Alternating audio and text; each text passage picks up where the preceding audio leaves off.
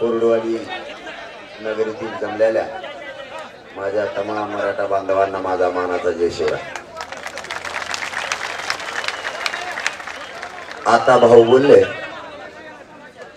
मराठा उसळलेला शांत झाला नाही पाहिजे।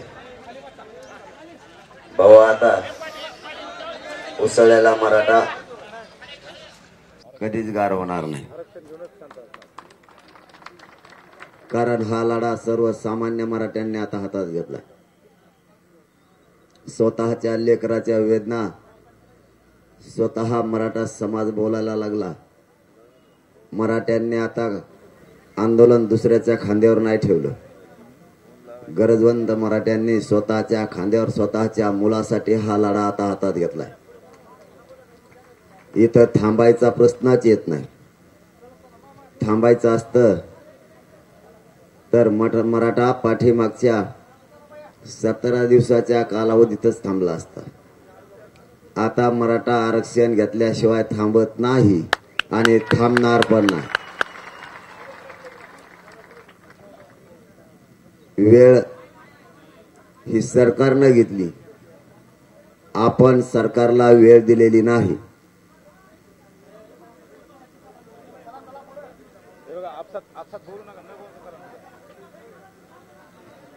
त्यामुळे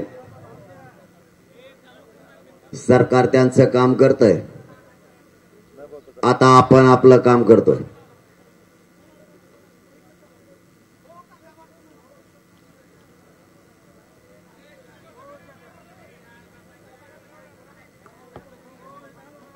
थोडा वेळ थांबलं तर सगळ्यांचे आरक्षण लक्षात येईल। ज्यांनी आरक्षण समजून घेतलं ते लोक रात्रीच आरक्षणात गेले, ज्यांनी समजून नाही घेतलं आपल्याला आणखीन पण नाही मिळालं।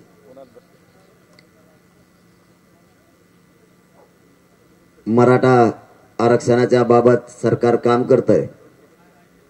जशी सरकारची कसोटी आहे तशीच मराठा समाजाची सुद्धा कसोटी आहे। जरी सरकारनं आपल्याकडून 40 दिवस घेतले असले तरीही आपल्याला आता शांत बसून चालणार नाही।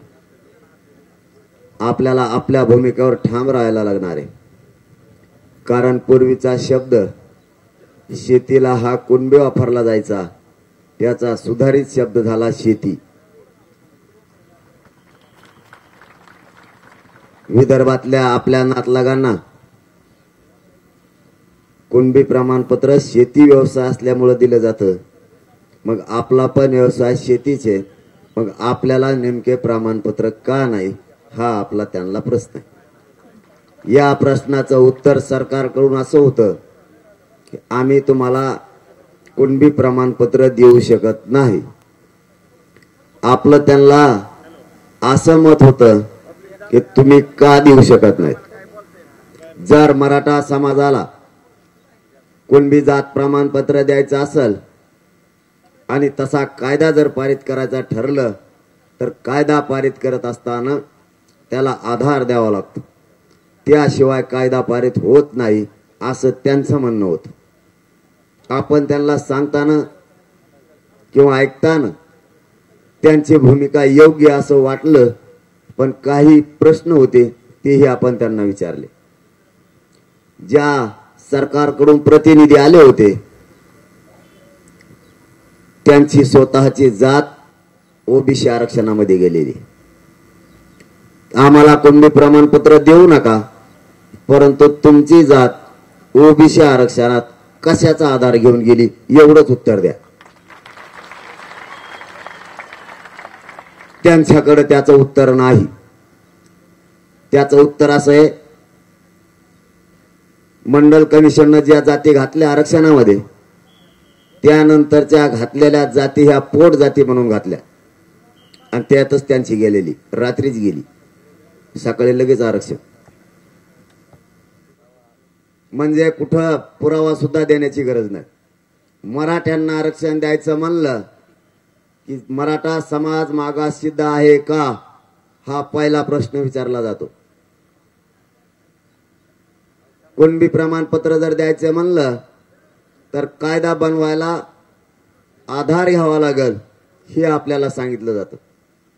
भारत देशातली मराठा एक जात अशी आहे की मागास सिद्ध झालेली आहे.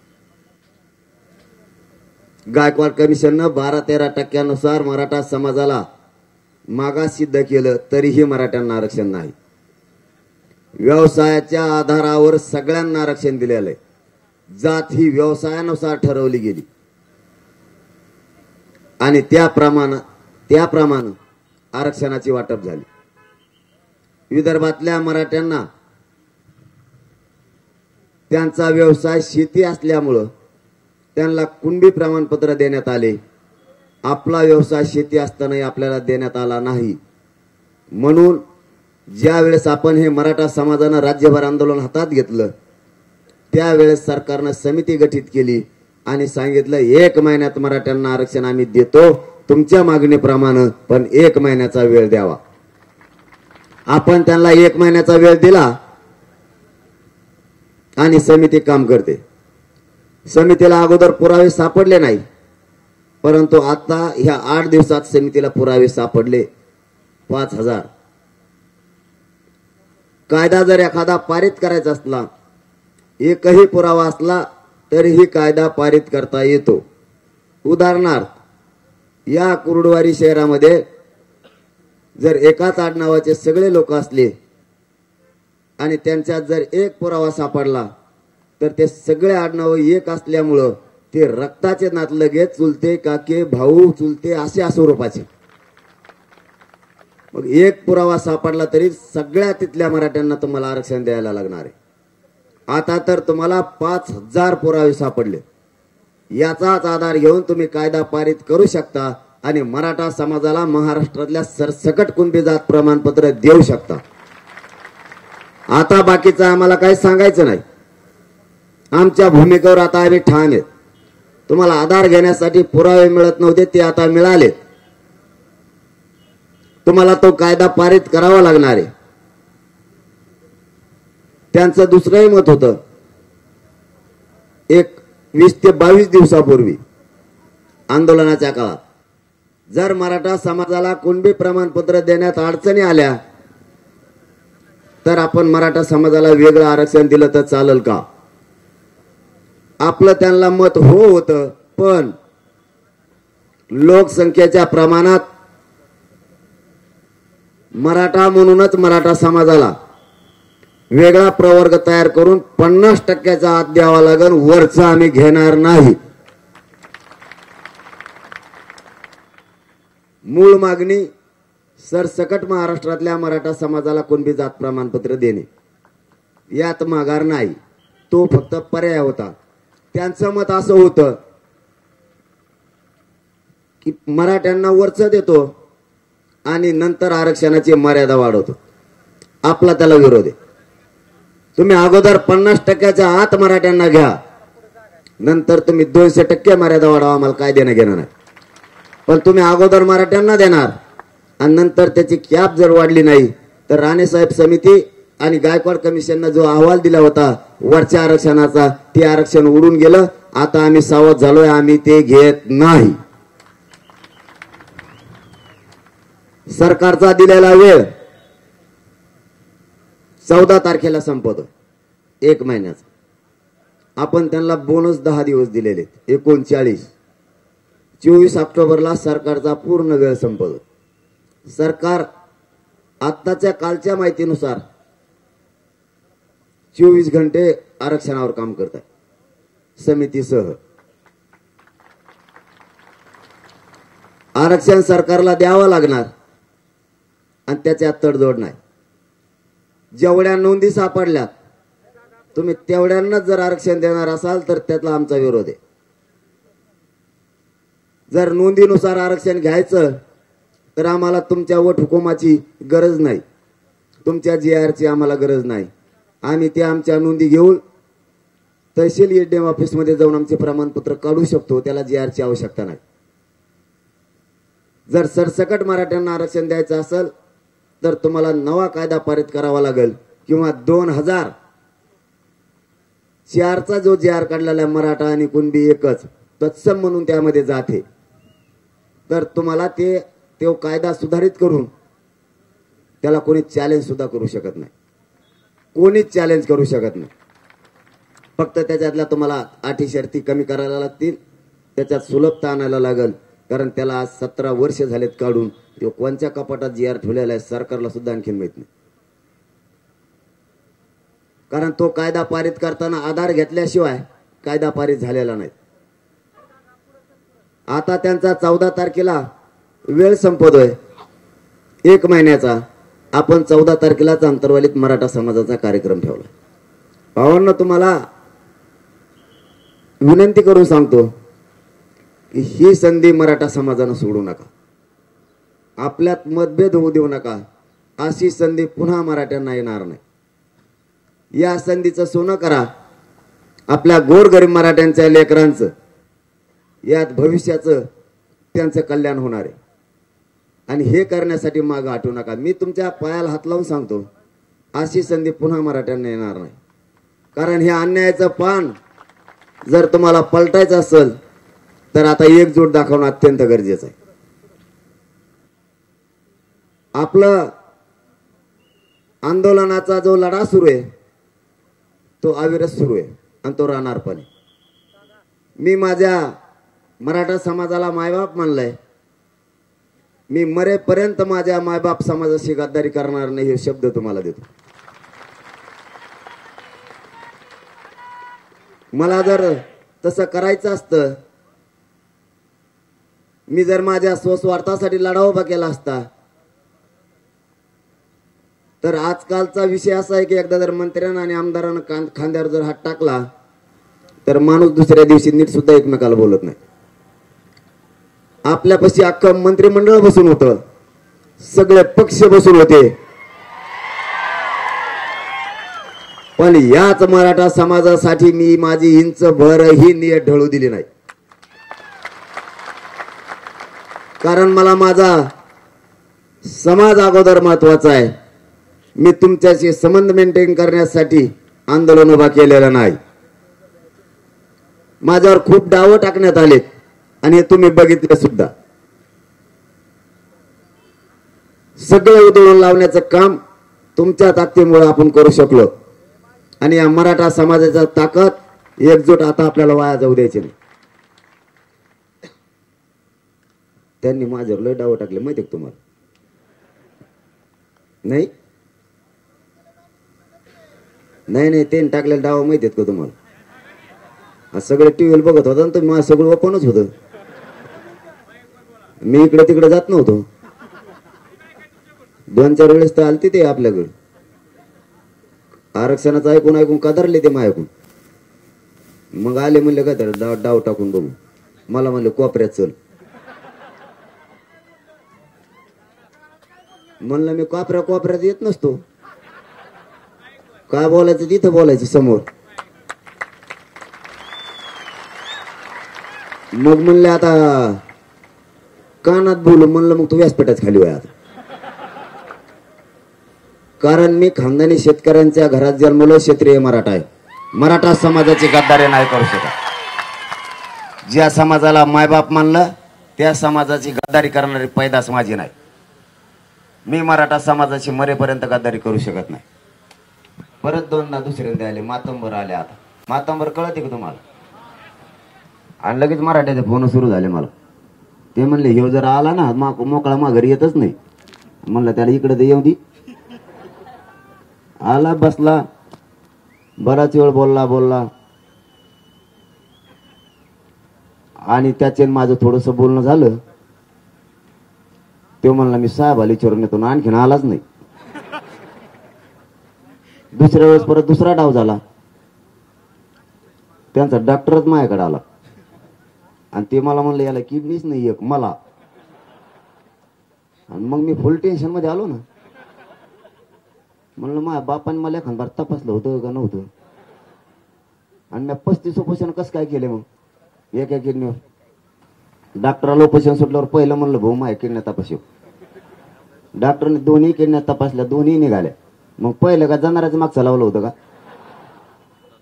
ही रिअल परिस्थिती आहे. काय करावं भानच नाही. त्यांच्या डोक्यात येत नाहीये. सर्वसामान्य मराठ्यांनी लढा उभा केलेला आहे. हे कोणालाच मोडण्याची हिंमत राज्यात आणि देशात आता कोणातच नाही. काही डाव टाकायला बघते. त्यांना माहित नाही मी लय नमुना आहे. आम्ही टप्प्यात आला की कार्यक्रमच वाजवतो. तिथं ठरविते ते मुंबईतच याला बिंगूनच टाकू म्हणतात मला तिथूनच.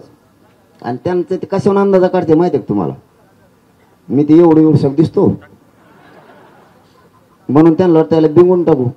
त्यांची काही चूक नाही ना. किती बारा मोजा मी 35 किलो भरवतो. त्यामुळे ते तिथून ठरवून येतात याला बिंगून टाकू. पण इथं आल्यावर मी त्यांना सुधरून देत नाही. आणि त्यांची चूक नाही. मी दिसतो बी बँड मध्ये खोळखोळ वाजवणार असल्यावर. मग ते इंग्लिश बोलणारे पाठीते माझ्याकडे. अधिकारी इंग्लिशचं मग जमत नाही कारण इंग्लिश आपल्याला कळतच नाही ना. जे आहे ते खानदानी शेतकऱ्याचं पोरग खोटं कशामुळे बोलायचं. हा पण मराठा आरक्षणावर मराठीत प्रश्न विचारा. जर उत्तर नाही दिलं तर मराठ्यांची अवलाद सांगणार नाही. आणि मग त्यांच्या तिकडे जाऊन चर्चा करते ती मुंबईत गेल्यावर भाकरी खातानी. त्यांच्यातले मला काही सांगते ना. ते म्हणते रातची अशा गप्पा चालल्या होत्या. ते म्हणते लयच निवार माथ्याचा आंदोलक भेटला. हो ऐकतच नाही.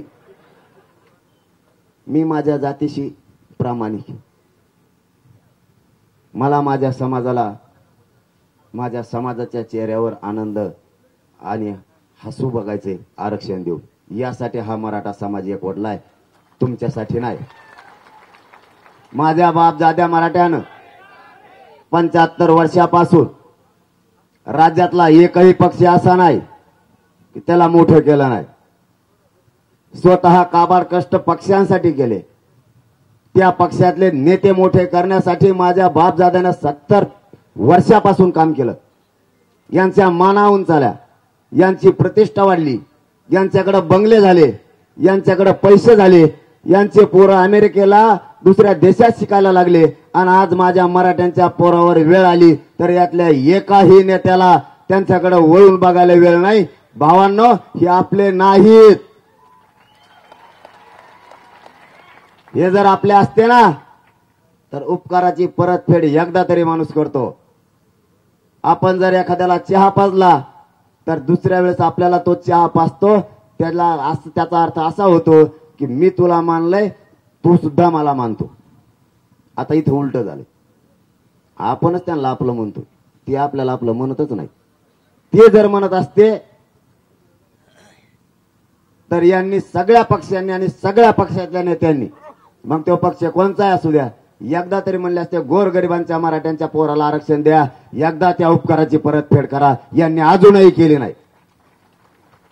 असा ओबीसीचा एकही नेता नाही त्याला मराठ्यांनी मतदान केलं नाही किंवा मदत केली नाही किंवा त्याची मान सन्मान वाढवला नाही. एकही नाही. मराठ्यांनी कधीच हा ओबीसीचा नेता आहे म्हणून त्याच्याकडे द्वेष भावनेनं बघितलं नाही. त्याचे मान उंचवण्याचं मराठ्यांनी काम केलं. आज तेच ओबीसीचे नेते मराठ्यांच्या पोराला अडचण आली आरक्षण मागतोय तर आरक्षणात येऊ नका म्हणून विरोध करतोय. आणखीन तरी मराठ्यांना सावध व्हा. ही सत्य परिस्थिती आहे. उदाहरणार्थ छगन भुजबळ साहेबांना मराठ्यांनी 5 तरी मदत केली असेल. 5 लोकांनी तरी. मग किमान त्या लोकांचे उपकार फेडण्यासाठी तरी एकदा तरी मराठ्यांच्या बाजूने त्यांनी बोलावं. मराठ्यांच्या आरक्षणाला त्यांनी विरोध करू नये. त्यांच्या विचारात त्यांनी 100% परिवर्तन करावं ही त्यांना शेवटची विनंती आहे. कारण आमचा मराठा कुठेही कमी पडलेला नाही कोणासाठी. आज आमच्यावरती प्रचंड वेळ आली. 1% जर पोरग हुकलं ना तर आई बापाचं काळीच जळाल्यासारखं होत आहे. कारण रात्रंदिवस कष्ट करायचे आणि लाखानं रुपये भरायचे. 1% जर हुकला ना तर पोरग सुशिक्षित बेकार म्हणून घरी येत नाही तर आत्महत्या करताय. याची जाणीव कोणालाच राहिली नाही. म्हणून भावांना सांगतो आता तरी फूट पडू देऊ नका. आपल्याला संधी आली आणि मग काळजी करू नका. तुम्ही फुटत फेटत नाही कोणाला. ते आपटून बेजार झालेत माझ्यापाशी. मला काही घेणं देणं बी नाही. ते मग काही करू बी शकत नाही. आपल्या जो काहीच नाही. आपल्या घरावर सिमेंटाची पत्रे ते भांगरा सुद्धा ऐकत नाही. त्याची काय काळजी करायचं काम नाही. आपल्या वाटावरती येत नाहीत. आपण मराठा आरक्षणात बोलायला ऐकत बी नाहीत कोणाला. कारण मी खरं बोलतो. भारत देशातली पहिली मराठा समाज जात अशी की ते मागास ठरली. मंडल कमिशनला 3 कामं सांगितले होते. 1, ज्या जाती आरक्षणामध्ये घालायच्यात त्यांची यादी करा. 2, ओबीसीची जनगणना करा आणि जी जात आरक्षणामध्ये घालायची ती मागास सिद्ध आहे का असेल नसेल तर ती करा. मंडल कमिशननं यातलं एकही काम केलं नाही. पूर्वीचीच ओबीसीची यादी उचलली आणि 1931 ची इंग्रजाने केलेली जनगणना उचलली आणि व्हीपी सिंग सरकार समोर ठेवली. 90 ला ओबीसींना 14% आरक्षण सुरू झालं कारण लोकसंख्या 28%. कायदा सांगतो लोकसंख्येच्या प्रमाणात 50% दिलं पाहिजे आणि घटना सांगते 100% दिलं पाहिजे. ते एससीला आणि एसटीला. 4 वर्षात तेच मराठ्यांचं असणारं वरचं 16% आरक्षण 1994 ला ओबीसींना 30% करून टाकलं. कशाचा आधार न घेता, कशाचाच आधार न घेता. एक प्रवर्ग जर बनायचा असेल, उपवर्ग बनवायचा असेल तर समितीची शिफारस असल्याशिवाय उपवर्ग बनवता येत नाही. तरी वरच्या 16% आरक्षणाचे 9 उपवर्ग बनवले एकाही समितीची शिफारस नसताना. आमचं फक्त तेवढंच म्हणणं आहे, तुमच्या आरक्षणाला धक्का लागता कामा नये या मताचा मराठी. पण आमचं आहे ते सोडून द्या. आमचं खाता तुमचं खाता किती थोडं फार खा ना जरा. आमचे पोरं मरायला लागलेत ना. ते म्हणतो मग आपली एकट्याची 60% लोकसंख्या आहे. भुजबळ साहेब ते म्हणते मैचे 60% लोकसंख्या. बरं तो 60% जाऊ दे. मोजा 60% ओबीसी, 34% मराठा. किती झाले? मला हिशोब येत नाही, तुम्हाला या ना काय? एससी एसटी 20%, 150% लोकसंख्या असते का राज्याची साहेब? मारवाडी मुस्लिम ब्राह्मण कुठे सोडायचे? याचा अर्थ त्या ओबीसी आरक्षणातच पूर्वीपासून मराठा आहे, फक्त त्याला दिलं गेलं नाही. आता शेवटचा मुद्दा सांगतो आणि थांबतो. यांनी 2-4 जणांनी काय केलंय वरच्या यांनी त्यांच्या आणि आपल्या बी लय धडाचे नाही. यांनी काय केलंय, हे वरून तिथे मुंबईत बसते खाली सांगते मराठे जर आता आले तर आपलं आरक्षण कमी होईल. मराठे म्हणजे किती? 5 कोटी जे आहेत ते 4.5-5 कोटी. सामान्य ओबीसी बांधवाची याच्यात काही चूक नाही, कारण त्यांचं नामचं एक जीव आहे. ग्राउंड लेवलवर आम्ही एकामेकाला बैल देतो, एकामेका ते नांगर आणतो, रोज चहा पितो. लग्नाला जायचं असलं तर एका मोटरसायकल दोघं 50-50 पेट्रोल टाकितो. इतकं प्रेम आहे आमचं एकमेकात. पण वरचे काय सांगते, मराठा जर ओबीसी आरक्षणात आला तर आरक्षण कमी होईल. ते ओबीसी सामान्य बांधवांना समजून सांगत नाहीत की सगळा मराठा समाज येणार नाही. आता मीच सांगतो तुम्हाला काय ते, तुम्ही सांगा त्यांना. आता खाली 5 कोटी मराठा समाज आरक्षणात येईल असं ओबीसीच्या नेत्याचं म्हणणं आहे. आपलं असं म्हणणं आहे ओबीसी मध्ये यायचा मराठा राहिला कोणचा? त्यांच्या डोक्यात फिट झाले 5 कोटी मराठा आत आल्यावर आपल्याला काही राहणार नाही. मराठा ओबीसी आरक्षणात यायचा राहिलाय कोणचा? याचं उत्तर जरा आम्हाला देता का? उत्तर आम्हीच देतो. विदर्भातला सगळा मराठा ओबीसी आरक्षणात गेलाय. या 15 वर्षाच्या कालखंडात खानदेशचा सगळा मराठा समाज ओबीसी मध्ये गेलाय. नाशिकचा महसूल पट्टा शेवगाव पासून ते इंदापूर पर्यंतचा सगळा पश्चिम महाराष्ट्रातला पट्टा ओबीसी आरक्षणात गेलाय. कोकणचा पठाराचा सगळा भाग ओबीसी आरक्षणात गेलाय. अरे भाऊ मराठा राहायला कोणचा? फक्त आम्ही उर्वरित महाराष्ट्र. आम्ही काय केलं तो? कवर खोटं सांगतो लोकाला 5 कोटी आत येणार आहे, सरसकट आत येऊ नका. सरसकट आधीच राहिले कोणचं, वरचं घ्या खालचं द्या. घेतो तरी कोणचं, देतो तरी कोणचं आम्हाला तू? पूर्वीपासून मराठा समाज ओबीसी आरक्षणात आहे. फक्त समजून घ्यायचं नाही, आणि समजून घ्यायचं असेल तर पुढच्याला समजून द्यायचं नाही, म्हणजे त्यांच्या पोळ्या भाजायसाठी. ओबीसी बांधवांना आणि मराठा बांधवांना सांगतो, राज्य आपलं आहे, गाव आपलं आहे, तालुका आपला आहे, जिल्हा आपला आहे. अजिबात यांच्यासाठी एकमेकाच्या अंगावर यायचं नाही, अजिबात यायचं नाही. फक्त तुम्ही आरक्षण समजून घ्या, तुमच्याला धक्का लागत नाही. आम्हाला सुद्धा तिथंच मिळतंय, फक्त सोडा. कुर्डुवाडीत उदाहरणार्थ माझ्याकडे 2 एकर जमीन आहे, मी 5 एकर खातोय. याचा अर्थ कोणाच तरी पोरगो पशी मारतोय की नाही मी? मला वाटतं मी माझं 2 एकरचं 7 बारा म्हणलं तेवढंच खावा, वरचं काय खावा. पण खायची सवय लागली तरी खातोयच नुसता. सोडलं पाहिजे एखाद्या वेळेस. ही सत्य परिस्थिती आहे. आरक्षण हे जास्तीचं त्यांच्याकडे आहे, त्यांनी ते सोडलं तर काय होत नाही. परंतु ते समजून सांगत नाहीत. ते फक्त म्हणतात मराठा समाज जर आता आला तर आरक्षण कमी होईल. कमी होतच नाही, थोडं सुद्धा कमी होत नाही. ही आपली मूळ मागणी आहे. या मागणीसाठी आपल्या मराठा समाजानं, कारण दिवस आता जवळ आलेत, एकजूट ठेवा. मतभेद होऊ देऊ नका, कारण आपले मतभेद असतील तर लईच जास्तीत जास्त बांध ठोकरेलेले. याच्यापेक्षा मतभेद मोठे नाहीत आपले. त्याच्यासाठी 5-5 पिढ्या बोलावून आपण बांध फोडलेली.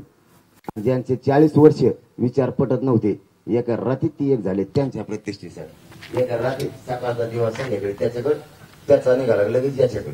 ध्यानातच राही ना कोणत्या मंत्र्यासंग चर्चा केली मराठा आरक्षणाची. एखादा जर मला तुम्ही कोणत्या मंत्र्यासंग बोलले, ध्यानाचे त्याला फोन जर लावला, साहेब ते आपलं बैठकीत काय झालं, ती म्हणतो मी माझी झालो आता एका रात्रीच.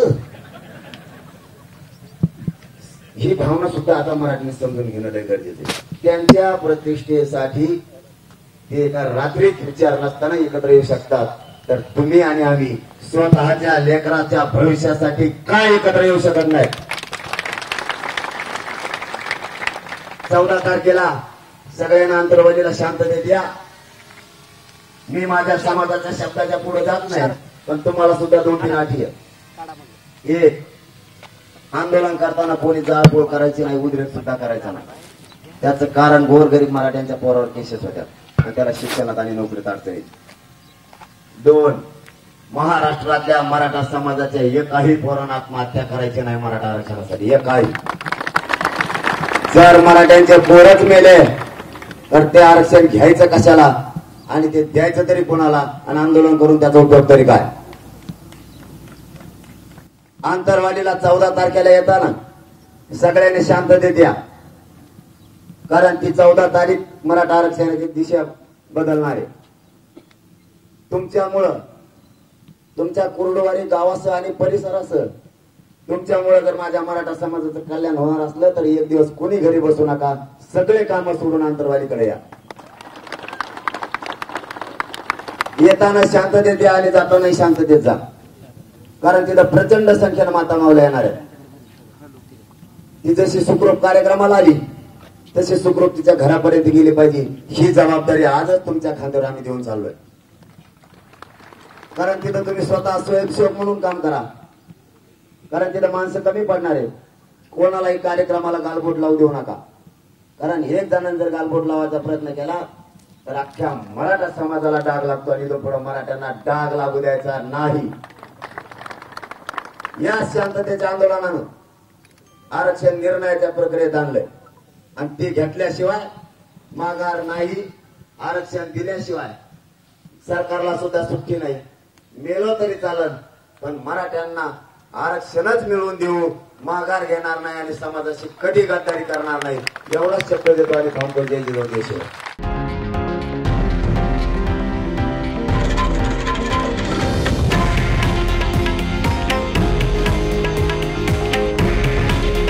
हे आहे देशातील नंबर 1 न्यूज नेटवर्क आणि आपण पाहत आहात TV9 मराठी. काळजी तुमची, हित महाराष्ट्राचं.